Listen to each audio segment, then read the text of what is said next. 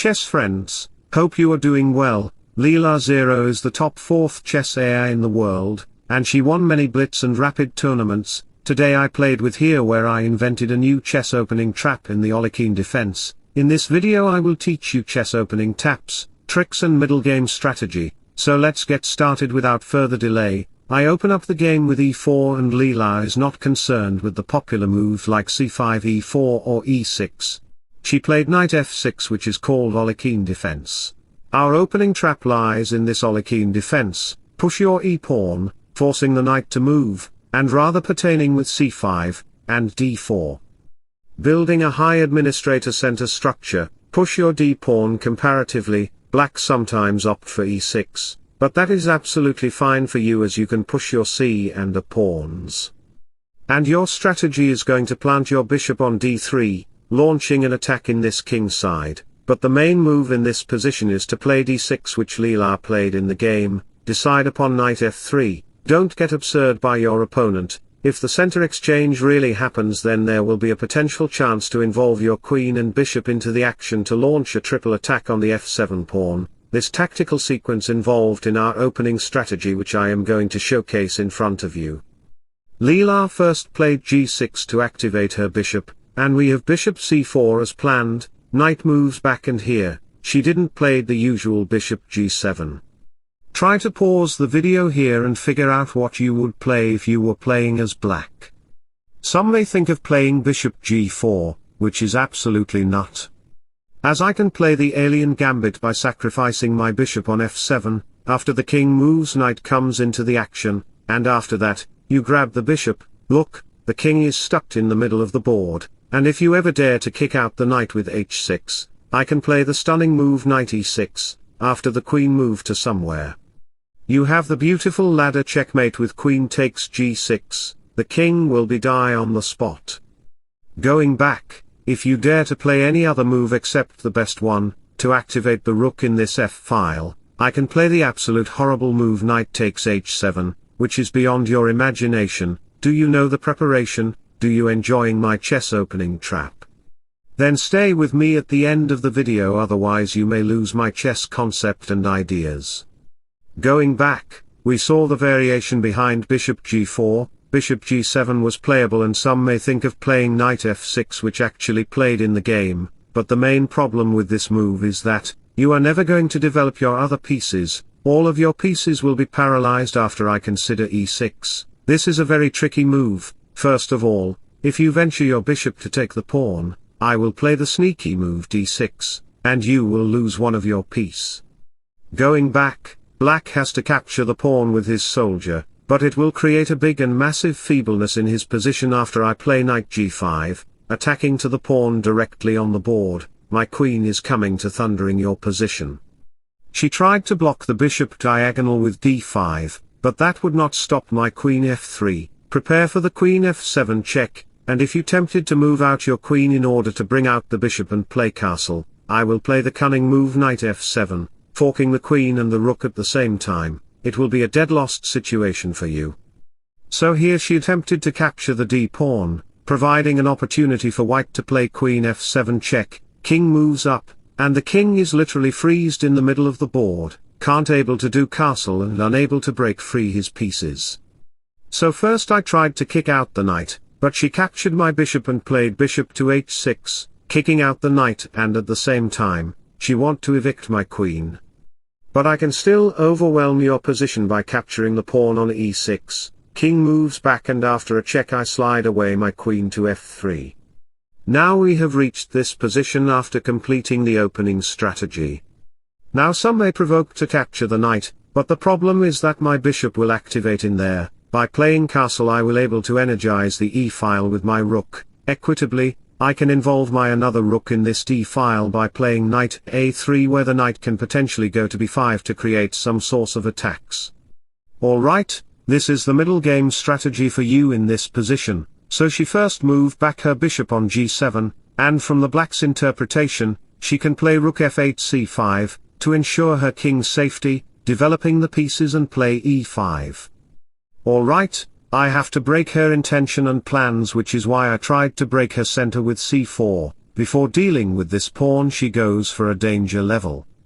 Rook f8, and after a couple of moves later, I decided to play h4. Some may think of playing h5 by misunderstood, but the problem is that you will lose control over the g5 square, where the bishop can potentially make superior attack by using this outpost. Undoubtedly, the knight can also use that square.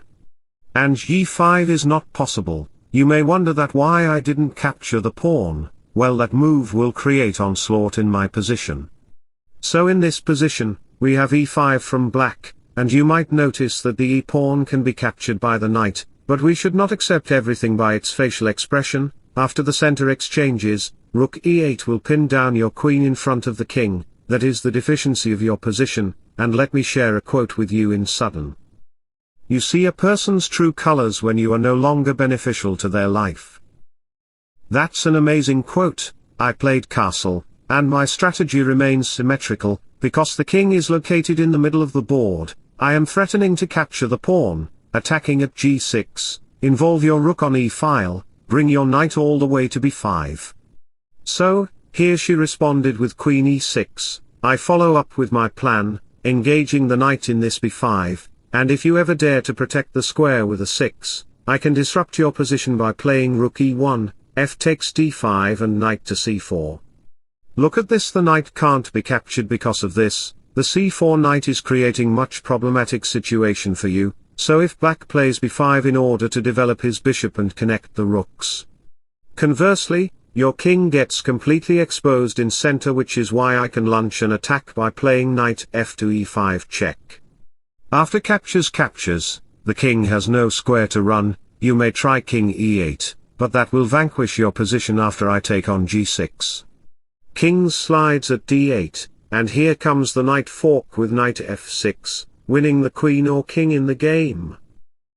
Going back to the position, we have saw that a6 was a dumbest move. Leela finds the best move e4, attacking to the knight, but I ignored it and played knight b5, sacrificing the knight right away, because if you attempt to capture the knight, I can play the stunning move queen to c7 check, king moves back, and here comes the knight d6 move again to trap you in a prison. There is no way to escape the king, you have to sacrifice your queen, and after you played rook check, queen blocks on e5, takes and takes, the game will be completely over for you.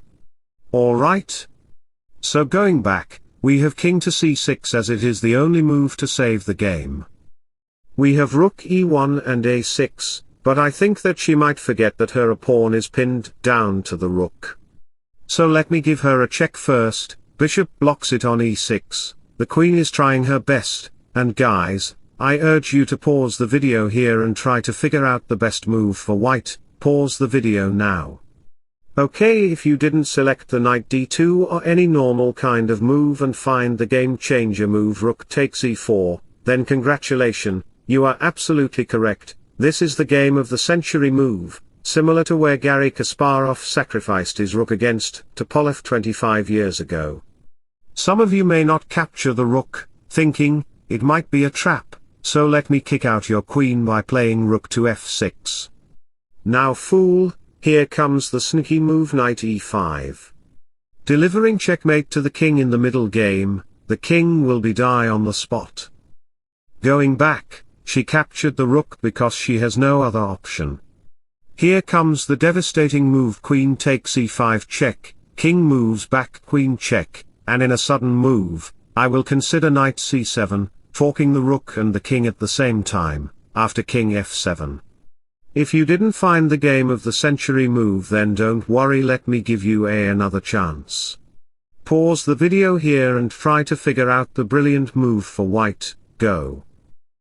If you find bishop takes h6, then congratulations, you are absolutely correct, although this move is very hard to find.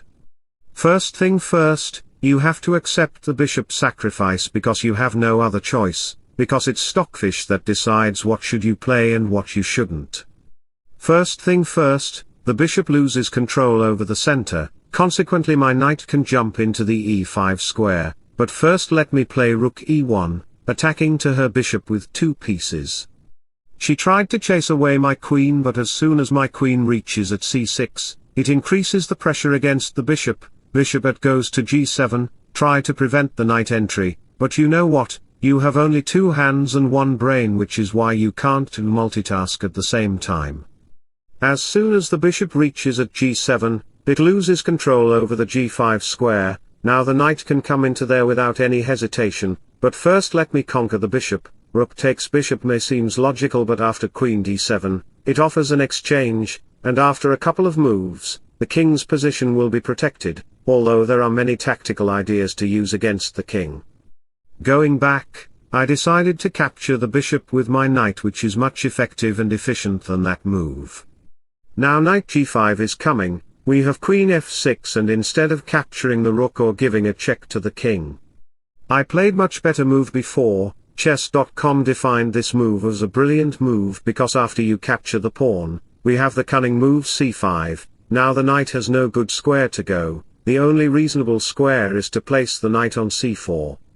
But here comes a tragedy of your move, queen d5, preparing for a discovery check, the rook is covering that file, which is why the king can't escape through the root, so after you play king g6, I can harass your position by capturing the rook and playing rook e6, pinning down the queen to the king, the game will be over for you.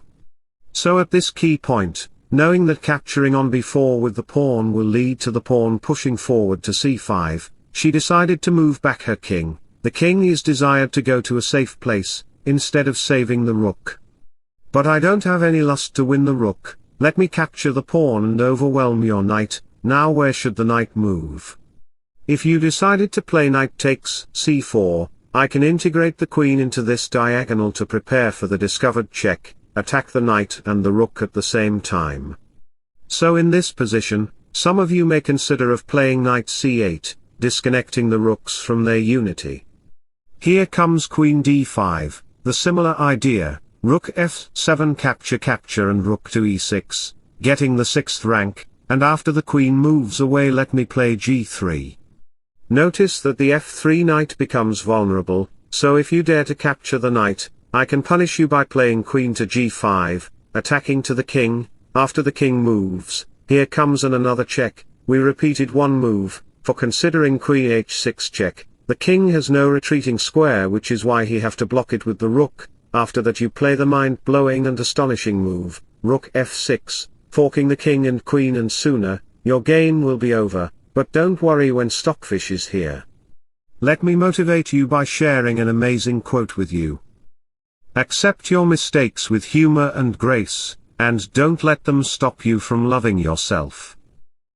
Going back, we have seen that both knight moves were completed clumsily. The king's position is completely terrible because he have no pawns to safeguard his position. Leela puts his knight in the jail, now the knight will never gonna active in the game, and in a sudden move, I got the opportunity to consider queen d5, launching a discovered attack to the king. My strategy is to put my knight on g5, slide back my queen on d3 to mobilize the queen and knight's energy to disrupt the king side completely. Alright? We have queen f7 and knight to g5, reinforcing in the knight and forcing the queen to move. If it goes to f6, then the diagonal will be wide open. Let me give her a key. I mean a check, take away her rook, and it's completely over for you. Queen f7 mate is coming and there is no way to protect the game. Even if you attempt to protect your position, do you know what to play? If you solve chess puzzles daily, then you might get the correct answer. Rook takes check, forcing the queen to move and then give her a check, which will lead into a checkmate. Absolutely stunning, right? So going back to the position, she didn't play the 1000 rated move like you because she is a superior female AI. She played knight c7, danger level, attacking to the both of the pieces. If you capture the knight with your knight, then she can easily take away your queen after capturing your rook with a check. Alright? So in a sudden move, she proposed me for a queen exchange, but I denied that like she denied my proposal 6 years ago. Threatening to give her a devastating checkmate, we have captures check and queen to f5, increasing the attack to the knight with 3 pieces. And after a couple of moves later, we have queen h6 queen to f5, and the influential move queen e4, making a queen-rook battery to attack on the rook. Some may think of capturing the rook. But after takes check king f8 I can shock her by forking her king, and the queen with my knight. The game will be over, so in this position, she decided to play king f8, c6, and she played a blunder move bishop takes pawn, which is a very big mistake. Now her king becomes vulnerable and completely exposed. Now let me repeatedly check her. Now if the king moves at h8, I can take away her two rooks, which will be a marvelous situation for you. And after she plays king f8, we follow up with the knight f7 check. The king has no square to run, which is why she has to capture her queen. After that, I am queen up at the end of the day, and I have the big asset in the c-file, and she's completely losing now. Now queen f4 check is an incoming attack which provides me the strategy to promote into a new queen, and after a couple of moves later, I picked up her bishop, pushing forward the h-pawn, and delivered checkmate in sudden. Wow, what a spectacular game. I really liked the video and the game too. I showed you my new opening strategy and middle game tactics. If you enjoyed my content, then don't forget to like and subscribe to my channel. Wish you all the best. Bye bye, see ya.